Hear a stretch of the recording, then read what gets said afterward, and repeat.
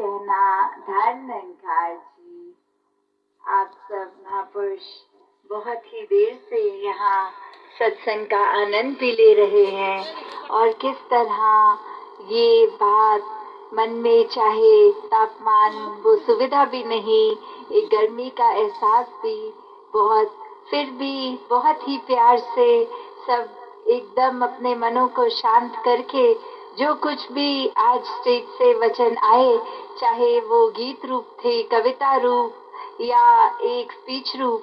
तो भाव पकड़ के कि क्या संदेश मिल रहा है इस इंसान को, ये समझ कि किस तरह हम अपने आध्यात्मिक पहलू को मजबूत करें। इस दुनिया में विचरण तो करते हैं पर उसके ही रंग में रंगे रहेंगे अगर हर समय, तो ये जो असली दात है, जिस तरह ये जगह का नाम भी हमीरपुर है, तो हम अमीर, तो कैसे एक ब्रह्म ज्ञान की दात जब मिल जाती है तो वो सच्ची अमीरी है। नहीं तो संसारिक ये माया ने तो आज टिकना है, कल नहीं टिकना। आज आध्यात्मिक रूप में हम कितने भी एक अमीर हो जाएंगे तो कल कोई स्थिति ऐसी आ सकती है कि वो धन दौलत हमसे छिन जाए।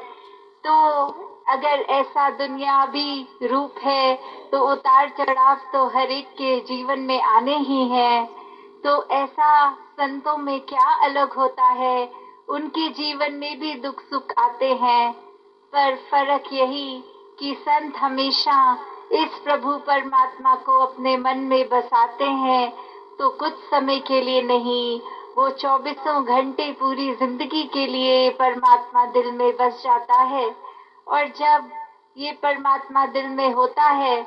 तो एक जीवन में कुछ भी घटता है, मन इस परमात्मा पे जो हमेशा एक स्थिर है, परमात्मा अपने स्थान से हिलता नहीं है। बाकी दुनिया की कोई भी चीज देख लें, पूरे ब्रह्मांड की, वो हिलता ही रहती है सब। तो कैसे ये परमात्मा, ये स्थिर पे जब हम मन टिका लेते हैं, इस स्थिर के साथ जुड़ के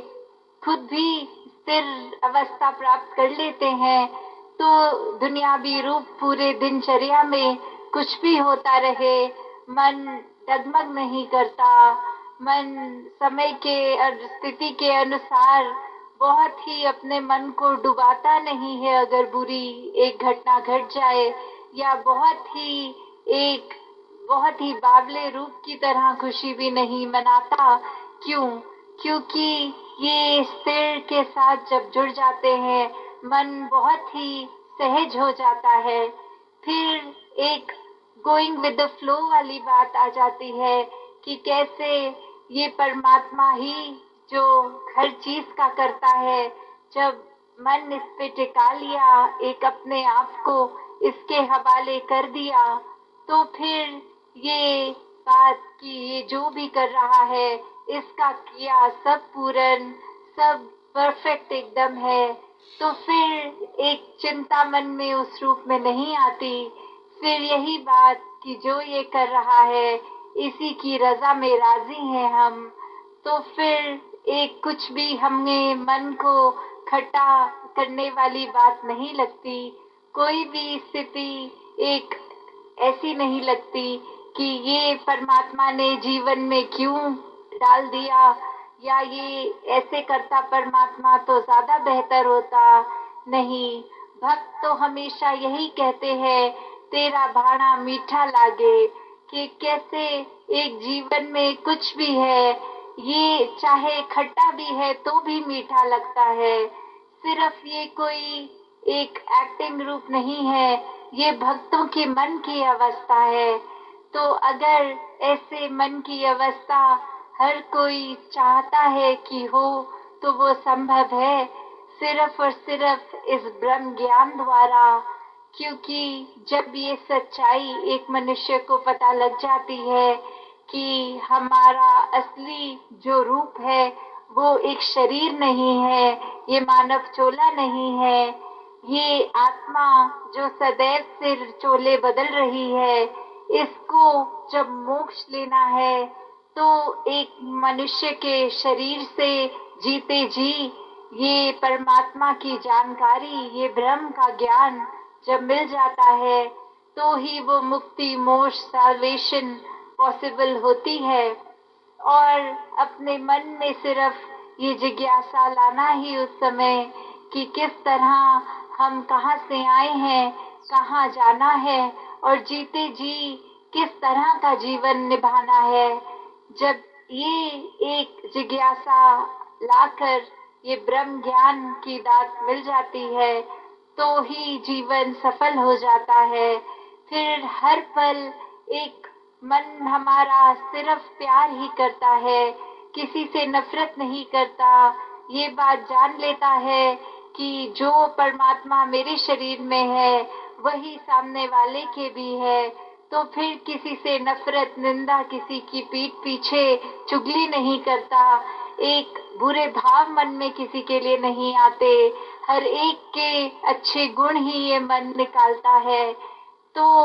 ऐसा जीवन जब भक्त जीते हैं तो वाकई ही वो संसार के लिए वरदान बन जाते हैं और ऐसा ही जीवन हर एक के लिए जीना संभव है।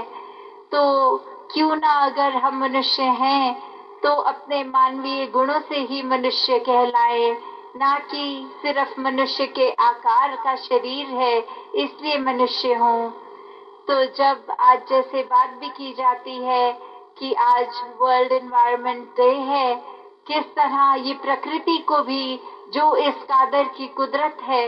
इसको भी हर एक ने जहाँ निखारते चले जाना है। एक हम दिनचर्या में अगर सोचे कि कितना कचरा फैलाते हैं, किस तरह वो वेस्टेज भी ना हो, वो पोल्यूशन भी ना हो, वो एक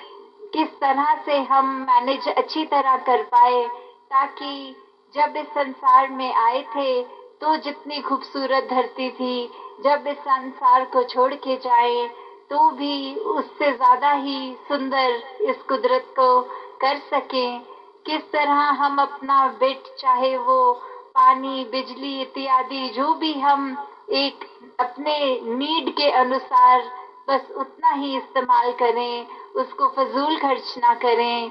कैसे एक बात हमेशा जो आज भी सत्संग में महापुरुषों ने दोहराई थी कि ये मिशन का स्लोगन भी कि प्रदूषण मन के अंदर हो या बाहर हो, दोनों ही हानिकारक है। तो अंदर बाहर कौन सी प्रदूषण है? बाहर तो चलो हम कह सकते हैं कि एक सांस लेने के समय प्रदूषण, पर ये मन की प्रदूषण क्या है? ये मन की प्रदूषण फिर वही अपने मन का अहंकार, हमारा दूसरों के लिए एक बुरी सोच, ख्याल, भाव रखना। तो वो प्रदूषण जब तक मन में है तो चाहे हम ये सृष्टि को कितना भी निखार दें, संसार को ये बहुत पेड़ भी लगा दें, तो भी मन का प्रदूषण तो सिर्फ और सिर्फ इस परमात्मा के ठहरने से ही जा सकता है। जब मन में परमात्मा है तो फिर एक प्रदूषण वो मन में नहीं हो सकती, क्योंकि मन सिर्फ बहुत ही विशाल बन गया है और इसमें सिर्फ परमात्मा और प्यार ही टिका है। तो कैसे हम सब जब भी हर समय ये एक कोशिश करें कि ध्यान परमात्मा में हो, इस निराकार में, और सुमिरन रूप पूरे दिन में ही जब चलता है, चाहे कोई भी कार्य कर रहे हों, सत्संग भी आए तो सत्संग को सत्संग की तरह ही करें। और ये सेवा भाव जो सभी संतों का दिल इतना मुलायम होता है, इतना विनम्र कि हर एक के लिए अर्पित रहते हैं हर समय, कि ये मन में से ये भाव नहीं आता कि किसी की मदद कर रहे हैं, नहीं, सब अपने हैं। तो बस अपनी तरफ से पूरे संसार के लिए जो भी एक पॉजिटिव कंट्रीब्यूशन, ये योगदान दे सकें, वो सेवा रूप बन जाता है। उसके लिए कोई बहुत बड़ा ही कार्य नहीं करने की जरूरत, अपनी छोटी छोटी चीजों से भी ये सेवा की जा सकती है। तो उसी तरह जब मन में भाव सही हो तो ही एक ये आगे भी हम अपने जीवन को सही तरीके से चला सकते हैं। तो एक कहानी भी ये सत्संग रूप जैसे होता है, किस तरह से सत्संग में हमने अपने आप को टिकाना है और हम अपने अंदर झांक के देखें कि हम कौन सी एक पौड़ी पे खड़े हैं। तो उस कहानी में भी गौतम बुद्ध के समय में उनका शिष्य एक उनसे यही बोलता है कि कुछ तो जब आपसे मिलते हैं आप उनसे बहुत देर तक बातें करते हो, कुछ तो आपसे बिना कुछ कहे सिर्फ आपके आके नतमस्तक होके ही चले जाते हैं, और कुछ को आप इतना समय दे के कुछ समझाते भी हैं फिर भी वो नहीं समझते आपकी बात। और कैसे हर एक के साथ आप अलग तरीके से होते हैं, फिर भी ये हर एक के मन की अवस्था इतनी अलग कैसे होती है। तो उस पे गौतम बुद्ध जी यही समझाते हैं कि अगर हम घोड़ों का ही एग्जाम्पल लें तो कैसे कुछ घोड़े तो ऐसे होते हैं जिनको अगर वो चाबुक मारो पूरा दिन तो भी वो एक अपनी मस्ती में ही रहते हैं, वो काबू में नहीं आ सकते, उनको जो करना है अपने हिसाब से करते रहते हैं। कुछ ऐसे होते हैं कि समय समय अनुसार जब जब चाबुक पड़ रहा है वो समझते हैं कि अब भागने का समय है, वो भागते हैं। और किसी को तो फिर आप अगर ये चाबुक की आवाज भी कर देंगे, सिर्फ उसको मारेंगे नहीं चाबुक, तो वो आवाज से पहचान जाते हैं कि अब दौड़ने का समय है। और जो चौथी कैटेगरी ऐसे भी होते हैं घोड़े जिनको चाबुक सिर्फ दिखा दें या धूप के समय जमीन पे वो चाबुक की परछाई को ही देख लेंगे, वो समझ जाएंगे कि दौड़ना है। उसी तरह हम अगर सत्संग में आ रहे हैं तो हम किस तरह के वो अपने मन की अवस्था से आ रहे हैं। क्या ये सत्संग आ रहे हैं तो आपसी सिर्फ एक संतों से मेल मिलाप करके बातचीत करके ही घर जा रहे हैं, या फिर कुछ भी एक पुकारा जा रहा है, जो संदेश दिया जा रहा है वो चाहे पहले घोड़े की तरह जिसको हर समय चाबुक मारो तो कोई असर नहीं, वही सत्संग में आते हैं, इधर उधर ध्यान अपना रखते हैं, मूल जो संदेश दिया जा रहा है उस पे ध्यान नहीं देते, फोन से फोटोएं खींच के एक इधर उधर की बातें करके घर चले जाते हैं। या फिर दूसरी कैटेगरी में जहाँ कभी कभी एक वो संदेश सुनाई दिया, उसको ध्यान से सुना, कुछ देर तो उस पे चला, फिर रुक गए। तो सिर्फ सत्संग के दौरान ही हमने एक अपनी अच्छाई नहीं बाहर लानी, सिर्फ आपसी एक सहयोग करते हुए एक को एग्जिस्ट करते हुए सिर्फ सत्संग के दौरान नहीं, आगे के जीवन भर के लिए वो संदेश वो भाव मन में एक मन को तब्दीली करके रखना है कि यहाँ तो हम आराम से दूसरे को भी पहल दे देंगे, सत्संग में तो हम अपना स्थान छोड़ के दूसरों को भी बैठा देंगे, पर क्या आगे बस में ट्रेन में भी क्या हम ऐसा करते हैं कि नहीं करते। किस तरह एक वो रूप, फिर वो तीसरा एग्जाम्पल जिसको सिर्फ आवाज ही उस चाबुक की सुनती थी तो वो उतने में ही भाग लेता था, कि किस तरह एक आवाज जब हम सत्संग में भी सुनते हैं, कुछ भी संदेश जहाँ जो इतने अनमोल जीवन को परिवर्तित करने के हैं, वो क्या हम संदेश सिर्फ अपने कान तक ही रख रहे हैं या जीवन में उतार के औरों के कानों तक भी वो संदेश पहुंचा रहे हैं, अपने कर्मों द्वारा दूसरों तक भी क्या वो संदेश जा रहा है। और चौथी फिर वो अवस्था जिस घोड़े को फिर चाबुक ना मारने की जरूरत है, ना वो चाबुक की आवाज सुनने की, सिर्फ वो दिखाना कि ये परमात्मा इस निराकार से इस कदर जुड़े हुए कि कहीं पे भी हो, बस एक इशारा ये जब याद आ जाता है, ये परमात्मा ये निराकार याद आ जाता है, तो ही हर समय इसी के लगन में लगे रहते हैं। कभी ये परमात्मा भूलता भी है तो कैसे फिर उसी इशारे से खुद को जोड़कर इस निराकार के साथ अपने दिल की तार मिला के इसके रंग में रंग कर अपनी भक्ति को पूरा पूरा दिन इस रूप में कर सकते हैं। क्योंकि भक्ति तो कुछ घंटों की एक नहीं होती। एक भक्त तो पूरे दिन का भक्त है, पूरे जिंदगी का भक्त है। जिस प्रकार कोई स्टूडेंट होता है तो सिर्फ पहली कक्षा से 12वीं कक्षा तक, चाहे वो स्कूल का दिन हो या संडे की छुट्टी, कहलाता तो वो स्टूडेंट ही है।